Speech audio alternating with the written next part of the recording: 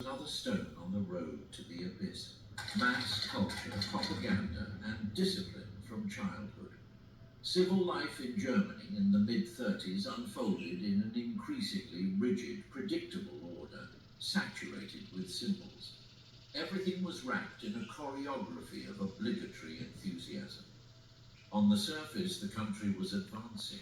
New highways cut through rural landscapes like clean scars, trains arrived on time, cities were decorated with flowers and swastikas.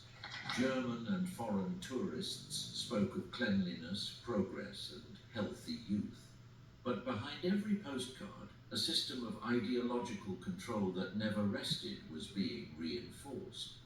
And that control began in the most sensitive place, the children. From the earliest years of life, German childhood was shaped by a deeply political education. State-run nurseries introduced games and songs that exalted love for the homeland, obedience to the Führer, and rejection of the internal enemy. Teachers, trained in academies where racial pedagogy was taught, spoke of purity of blood with the same naturalness with which they taught counting. Every drawing hanging on the walls bore swastikas and patriotic phrases written in childlike cursive. Every gesture, every slogan, every act of play served one single goal: to create obedient, strong, and useful Germans for the Reich.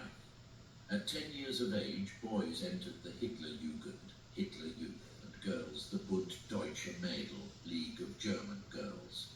From then on, free time ceased to be truly free. Afternoons were filled with marching, singing, physical instruction, outdoor activities, community work, and ideological indoctrination. Weekends were for camping or visiting the memorial of some past battle. Holidays were organized in party camps. Even children's birthday parties were used to reinforce discipline. The children saluted the Führer, were taught to look proudly at the portrait hanging in the living room and to distrust anything different. School education was also completely subordinated to the state. History began with Germanic greatness and ended with the arrival of Hitler. The medieval past was exalted. The defeat of 1918 was explained as a stab in the back orchestrated by Jews, communists, and internal traitors. Geography taught the lost German territories as a future promise of expansion. Natural sciences were used to explain the superiority of the Nordic race. Gymnastics took up more hours than literature. The body had to be strong, useful, resistant. Critical thinking was viewed with suspicion. The ideal was a student who marched, repeated, and obeyed.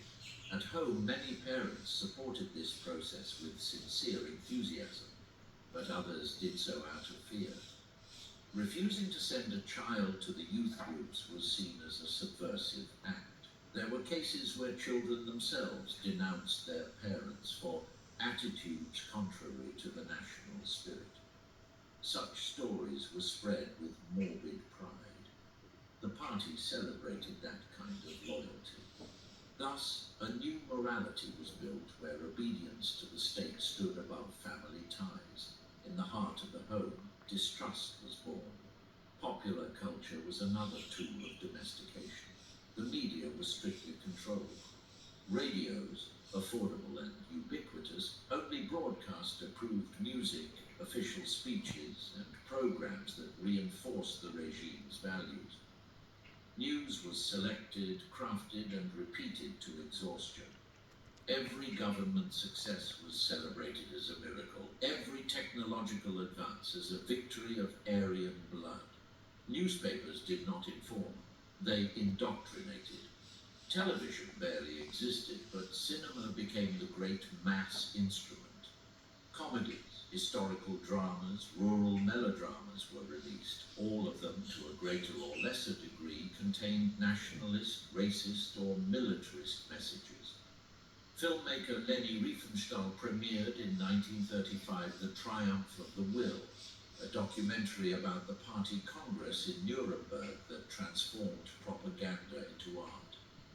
The images showed hypnotized crowds, perfect columns of youth marching, Hitler descending from the sky like a divine figure. The film was screened in schools, factories, women's associations. The images spoke for themselves. There was no explicit violence, but rather a powerful aesthetic enveloping seduction. Order, discipline, and absolute faith were celebrated. And that message sank deep into a population that, after years of chaos, longed precisely for that. Order. Sports were also integrated into the system. In 1936, Germany hosted the Olympic Games. Berlin was filled with flags, monuments, athletes, tourists. Everything was organized with a perfection that dazzled the world. The regime temporarily hid the most brutal aspects of its policy to project a friendly image. Anti-Semitic signs were taken down. Attacks ceased. Even some Jewish German athletes were included as a calculated gesture. For 15 days, Germany seemed like a modern, tolerant, vibrant nation. But it was just a mask. When the cameras were turned off, the machinery returned to its usual rhythm. Civil life, meanwhile, was becoming soaked in a new routine where everything was filtered through the party. Weddings were celebrated with rituals exalting Aryan Germanic fertility. Birthdays included official songs. Children's publications told stories where the heroes were blonde and the villains had hooked noses. In every shop, office, or hair salon, there were portraits of Hitler. At train stations, signs reminded people of the need to watch for the internal enemy. The Nazi salute was used to begin classes, neighborhood meetings, theater sessions. There were no neutral spaces.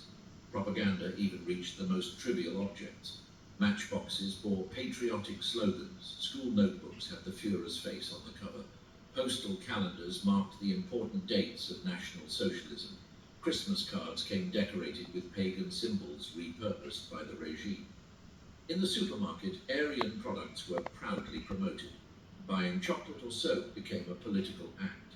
Domestic life was an extension of the state. Artists who did not align were sidelined, silenced, exiled. Bookstores stopped selling banned authors. Jewish or modernist musicians were replaced by pure performers. Jazz was declared degenerate. Painting had to be realistic, heroic, masculine. Architecture became monumental, cold, authoritarian. Culture was no longer a pursuit, but an affirmation of power, and the public, accustomed to directed consumption, began to forget that it could choose. The ordinary citizen, meanwhile, adapted, some out of conviction, others out of habit. Those who did not sympathize with the regime learned to pretend. Appearances mattered more than ideas. One could survive if they knew when to salute, what to read, who to avoid. Mass culture offered an illusion of unity, a collective belonging that was comforting. There were parades, shows, celebrations, and also fear, but fear became bearable when wrapped in music and flags. Thus, between patriotic songs and organized outings, between radio speeches and carefully edited films, the German people lived their deformed normality. Propaganda was not just an institutional apparatus, it was an atmosphere. It was in the air, in the school, in the plaza, in children's beds.